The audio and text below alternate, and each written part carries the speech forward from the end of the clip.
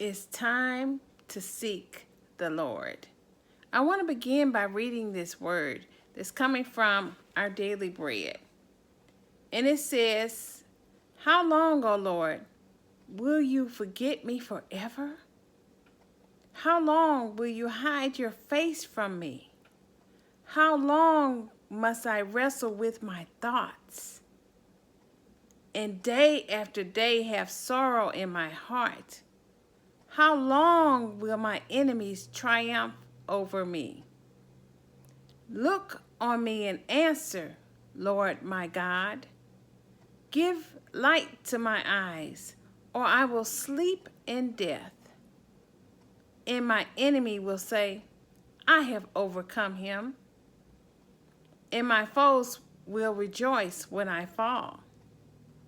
But I trust in your unfailing love. My heart rejoices in your salvation. I will sing the Lord's praise, for he has been good to me." And this comes from Psalm 13, verses 1 through 6. You see, the enemy wants to get us off track. Keep your eyes focused on God in this hour. Build up your spirit through praise and prayer.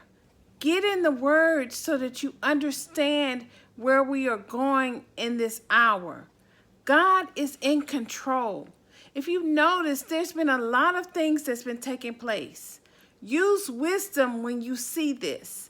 There's been a lot of planes dropping out of the sky, being explosions happen. I don't know what's going on in regards to that, if it's something terroristic or if it's something in the atmosphere itself. But use wisdom if you are planning to travel anywhere, because there's something going on in the heavens that we don't have any control over right now. But through prayer and praise, we can hear God, we can seek God's face, we can listen for his voice, we can get instructions. Build up your faith right now. Our faith must increase. Build a prayer altar in your home. What does a prayer altar look like? It can be as simple as sitting at a table every morning with your word, with your journal, with your pen, and where you're allowing God to come in and invade your atmosphere, where he can speak to you. It can be as simple as your car, where you get in and you put on worship music and you meditate on a scripture and you allow God to come into that car and invade that space. It can be as simple as a chair in your living room. It doesn't have to be elaborate, but what must take place is a consistent, disciplined plowing of the ground until you hear God's voice. You know, I have a prayer journal called My Listening Prayer Journal. It's a guided journal, but you don't need to buy anything. You can buy just a simple notebook from the dollar store, just something where you can date and you can give God praise. I always encourage people to enter into God's gates with thanksgiving and enter his courts with praise. That is a protocol into accessing the courts of heaven. Don't go into the courts of heaven complaining, bringing your problems, because you know what happened to the children of Israel when they complained? God didn't want to hear it. They thought they had the upper hand. They thought they were going to twist God's arm by saying, you brought us out into the desert to die, us and our children. And you know what God said? The God of the Old Testament said, you know what? I like what you just said. You will die in the wilderness, but your children will go into the promised land. Don't complain.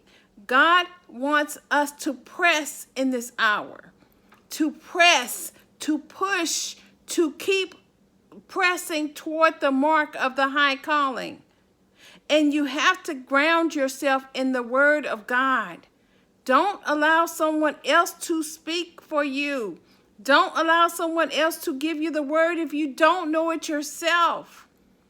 Because there's a lot of false prophets out here. So what is a false prophet, you ask? It's not someone that gives you a date.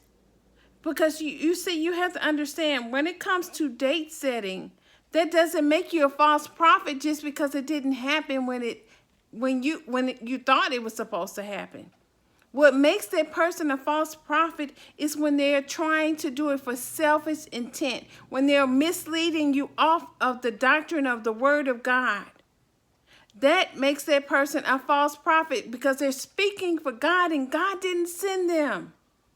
They're not turning their hearts back to Him. They're not saying, repent, humble yourself, stay low. God has got us. We made it through some very challenging times over the last few years, and we're going to make it again. You're going to make it through.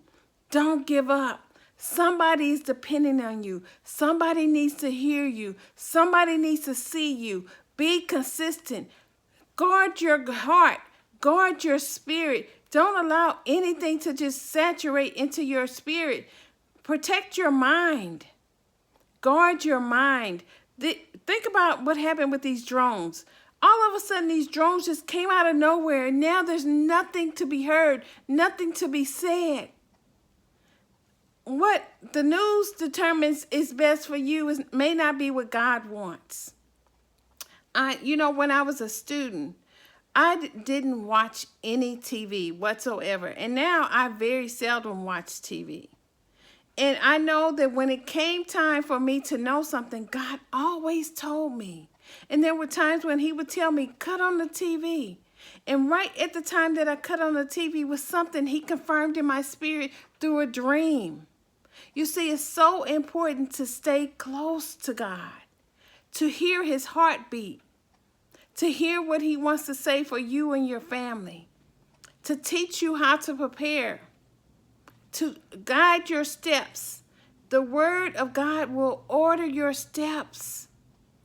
And God will send people on your path to direct you, people that are godly.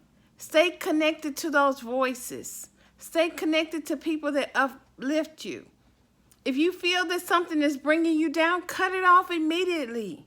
Because there's a lot of psychological warfare going on in this hour. And it can torment the mind. Cut off the news. Who cares what's going on? Get in the Word. Praise God. If He wants you to know something, He will tell you. And the more you build up your prayer altar, and the more you increase your faith, and the more you position yourself with God, He will direct your path, and you will start feeling and sensing certain things. You may sense that, hey, I don't need to go to the store today. I'm just going to stay at home. There's something not right in the atmosphere. There's a lot of things going on in the grocery stores.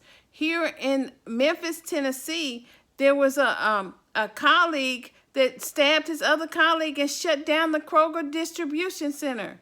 I don't know how long it lasted, but at the same time, think about the truckers that came in and could not deliver because of what's taking place on the workplace, because people are arguing and fighting with each other. There's a lot of people conducting road rage. Be careful out here. Pray over yourself before you go out into these streets. And definitely don't get on a plane unless God tells you, unless you have to, because the skies are very, very dangerous right now. There's a lot of spiritual warfare taking place, but we have the victory in God. That's the purpose why Christ came, so that we can have the victory. He says, I have overcome the world, and I give you the keys to bind and to loose, and to loose and to bind. Greater works shall we do. Trust in God's word.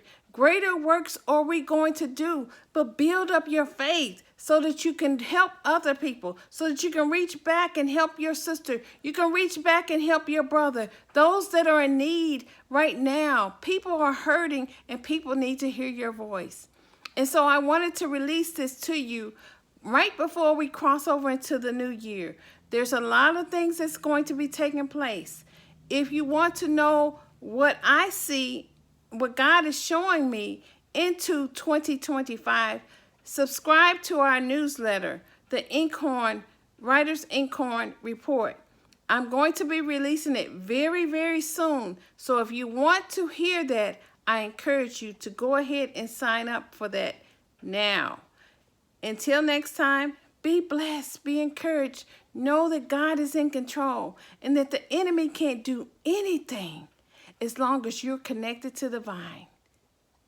Until next time, be sure to like, subscribe, share this message if you know someone else needs to hear. Shalom.